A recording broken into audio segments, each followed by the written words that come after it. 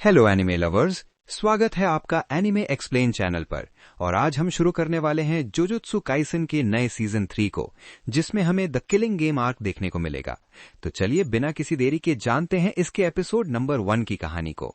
Episode की शुरुआत में हम यूजी को देखते हैं, जिसके सामने एक बड़ा सा कर्स्ड स्पिरिट था। यूजी उस कर्स से दूर भागता है।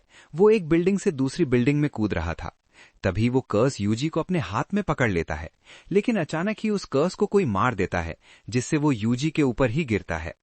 इस कर्स को यूता ने मारा था, जो कि असल में यहाँ यूजी को मारने आया है। कहानी अब कुछ समय पीछे जाती है।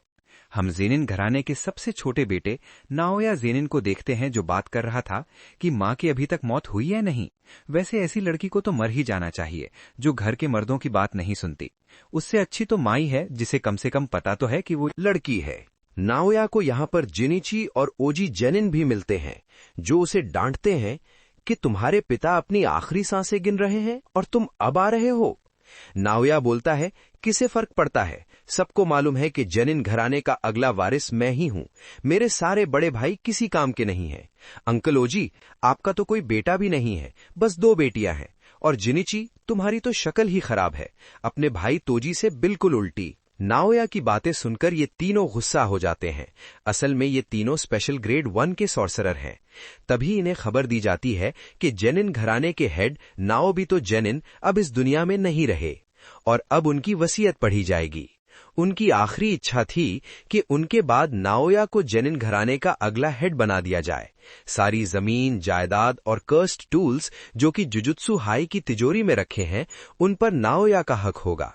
लेकिन अगर किसी कारण से सातोरू गोजो की मौत हो जाती है या उसे कुछ बीमारी हो जाती है, तो तोजी की इच्छा पूरी की जाएगी और मेगुमी को जेनिन घराने का हेड बना दिया जाएगा और सारी जायदाद भी उसके नाम हो जाएगी। ये बात सुनकर नाओया को अच्छा नहीं लगता। उसे पता चलता है कि मेगुमी इस समय टोक्यो में है और यूजी की तलाश में गया है। अब नाओया प्लान बनाता है कि वो यूजी और मेगुमी दोनों को ही मार देगा।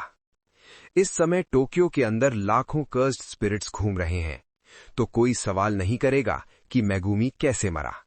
एक बार मेगुमी मर गया तो उसकी जायदाद हड़पने वाला और कोई नहीं होगा और जेनिन घराने का मुखिया सिर्फ मैं बनूंगा। दूसरी तरफ हम यूजी को देखते हैं, जो अकेला बैठा था। चोसो उसके पास आकर पूछता है, अब तुम्हारे घाव कैसे हैं? यूजी बोलता है, अब मैं ठीक हूं, शायद सुकुना की वजह से, और मैं उसकी पावर बढ़ते हुए भी महसूस कर सकता हूं। वो यूजी से वापस जुजुत्सु हाई चले जाने को बोलता है। यूजी कहता है, मैं नहीं जा सकता, क्योंकि सुकुना मेगुमी के खिलाफ कोई खिचड़ी पका रहा है और मेरे हाथों न जाने कितने मासूम मारे गए हैं। मैं अब किसी के पास नहीं जा सकता। मैंने तो तुम्हारे भाइयों को भी मारा था चोसो। चोसो कहता है, वो एक गलतफहमी थी, वो दोनों भी तुम्हें माफ कर देते हैं, क्योंकि हम भाई हैं और यही बात सबसे ज्यादा मायने रखती है। यूजी कहता है, चलो अभी तो हमें यहां से कर्स्ड स्पिरिट्स को खत्म करना है। इसके बाद यूजी शहर में भागता रहता है, जिससे कई सारे कर्स उसके पीछे पड़ जाते हैं। कुछ स्पिरिट्स को तो वो एक मुक्के में ही मार देता है। वो अपने पीछे कई सारे कर्स को भगाते हुए अंडरग्राउंड ब्रिज में ले आता है, जिसकी दूसरी साइड पर चोसो खड़ा था। वो अपने पियर्सिंग ब्लड टेक्निक से एक शॉट में ही उन सबको मार देता है। एक कर्स्ड चोसो के पीछे आता है तो यूजी उसे मुक्का मार के खत्म कर देता है। चोसो मन में सोचता है, जब तुम मुझसे लड़े थे तब भी बहुत पावरफुल थे, लेकिन अब तुमने अपनी कर्स्ड एनर्जी को कंट्रोल करना सीख लिया है। तुम पूरी तरह से ठीक नहीं हुए, फिर भी तुम एक डीमन गॉड हो। मेरे छोटे भाई से मैंने यही उम्मीद की थी। वो यूजी को उसके फादर के बारे में कुछ बताने वाला था, लेकिन तभी यहाँ पर नाओया आ जाता है और पूछता है, मेगुमी कहाँ है? वो अब तक नहीं आया क्या? और तुम दोनों अभी तक यहाँ से भागे नहीं? यूजी पूछता है, हम भागेंगे क्यों? तो नाओया बताता है, तुम्हें मौत की सजा सुनाई गई है, क्योंकि अब गोजो यहाँ नहीं है तो तुम्हें कोई प्रोटेक्ट नहीं कर सकता। गोजो के डर की वजह से हायर अप्स ज्यादा उंगली नहीं उठाते थे। नाओया आगे कहता है, वैसे तो मैं मेगुमी को मारने आया था, पर अब तुम्हें भी ठिकाने लगा ही देता हूं। तभी वो यूजी के पीछे आकर उसे मुक्का मार देता है। चोसो उस पर अटैक करने जाता है तो वो उसके भी पीछे पहुंच जाता है और उस पर मुक्कों की बारिश कर देता है। नाओया इन दोनों से काफी तेज था। चोसो कहता है, उसके पास जरूर कोई टेक्निक होगी। नाओया मन में सोचता है, ये यूजी तो सुकुना का वेसल है, पर ये दूसरा बंदा कौन है? तभी इन्हें एक जोरदार कर्स्ट एनर्जी महसूस होती है। यूजी सोचता है कहीं ये मिस्टर गोजो तो नहीं, पर जब वो मुड़कर देखते हैं तो ये असल में यूता था। वो बिल्डिंग से नीचे छलांग मारता है तो जमीन में गड्ढा हो जाता है। नाओया बोलता है, तुम यूता हो ना, जिसे यूजी को मारने का काम मिला है? ये सुनकर यूजी को याद आता है कि ये तो सेकेंड ईयर का स्टूडेंट है और ये एक स्पेशल ग्रेट सॉर्सरर है, बिल्कुल मिस्टर गोजो की तरह। नाओया यूता से कहता है, मैं भी यूजी को मारने ही आया था, पर अब तुम्हारे काम में टांग नहीं अड़ाऊंगा। जोसो अब यूजी से बोलता है, जल्दी यहां से भाग जाओ, मैं इस नाओया को संभालता हूं। पर वो यूता बिल्कुल गोजो की तरह है, अगर तुम उससे लड़ोगे तो जरूर मारे जाओगे। यूजी अब यहां से भागने लगता है, पर यूता उसके ठीक पीछे ही था। इधर चोसो अपनी ब्लड टेक्निक से नाओया पर हमला करता है, लेकिन वो बच जाता है और बोलता है, तुम्हारी टेक्निक ब्लड मैनिपुलेशन है ना? पियर्सिंग ब्लड को छोड़ के उसमें डरने जैसा कुछ नहीं है, और पियर्सिंग ब्लड को चार्ज करने में थोड़ा टाइम लगता है, यानी मैं तुम्हें आराम से मार दूंगा। चोसो कहता है, तुम अपनी सोचो, तुम्हें लगता है कि तुम मेरे भाई पर हमला करके यहां से जिंदा वापस चले जाओगे? इधर यूता ने यूजी को पकड़ लिया था, और यही सीन हमने एपिसोड की शुरुआत में देखा था, जहां वो कर्स से नहीं बल्कि यूता से बच के भाग रहा था। यूजी और यूता में फाइट होने लगती है और यूजी उसके सामने कमजोर पड़ रहा था।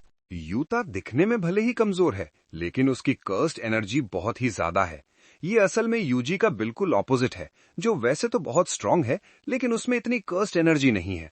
यूता बोलता है, मेरे अंदर गोजो सेंसे से भी ज्यादा कर्स्ड एनर्जी है, लेकिन गोजो के पास 6 आइज है, तो जब भी वो कोई टेक्निक इस्तेमाल करते हैं, उनकी एनर्जी बिल्कुल खत्म नहीं होती, इसीलिए वो नंबर 1 है। मेरी कर्स्ड एनर्जी खत्म हो सकती है, लेकिन उनकी कभी नहीं। यूता अब फिर से यूजी पर हमला कर देता है। क्योंकि यूता की कर्स्ड एनर्जी इतनी ज्यादा है, तो यूजी समझ ही नहीं पा रहा था कि वो कब कौन सा अटैक करेगा। उसका हर अटैक जानलेवा हो सकता है और यूता पर किसी हमले का कोई असर भी नहीं होगा। लेकिन यूजी भी इतनी जल्दी हार मानने को तैयार नहीं था। अब यूजी भी एक चाकू उठा लेता है। गोजो ने उसे बताया था कि कुछ सॉर्सरर हथियार का इस्तेमाल भी करते हैं, लेकिन उसके लिए भी एनर्जी कंट्रोल करना आना चाहिए। यूजी अब अपने चाकू को आगे करके यूता की कटाना रोक लेता है, पर यूता बोलता है, तुम कटाना पर कुछ ज्यादा ही ध्यान दे रहे हो, और उसे एक जोरदार मुक्का मार देता है। यूजी अब लात मार के उसकी कटाना तोड़ देता है, जो देखकर यूता हैरान था। आखिर यूजी भी गोजो सेंसे का स्टूडेंट है। यूजी अब सोचता है कि बिना हथियार के वो यूता से ठीक से लड़ पाएगा, और वो यूता पर अटैक करने भागने लगता है। लेकिन तभी पीछे से एक बड़ा सा कर्स आके उसे पकड़ लेता है। ये असल में रीका थी। यूजी को समझ नहीं आता कि ये रीका कहां से आ गई। उसने यूजी को ऐसे पकड़ा था कि वो हिल भी नहीं पा रहा था। यूता अब अपनी टूटी तलवार लेके ही आगे बढ़ता है और उसे यूजी के सीने में घुसा देता है और बोलता है, मुझे माफ कर देना यूजी का दोरी। और यूजी की मौत हो जाती है और ये एपिसोड भी यहीं पर खत्म हो जाता है। तो दोस्तों, क्या यूता ने सच में यूजी को मार दिया? जानेंगे अगले एपिसोड में, जो कि इसके साथ ही रिलीज किया गया है। अगर आप चाहते हैं कि मैं इस सीरीज को कंटिन्यू रखूं, तो कमेंट में यस जरूर टाइप करें। बाकी वीडियो अच्छा लगा हो तो इसे लाइक और शेयर कीजिए, और अगर आप हमारे चैनल एनिमे एक्सप्लेन पर नए हैं तो चैनल को सब्सक्राइब करके बेल आइकन जरूर दबाइए। मैं मिलता हूं आपसे अगले वीडियो में। शुक्रिया।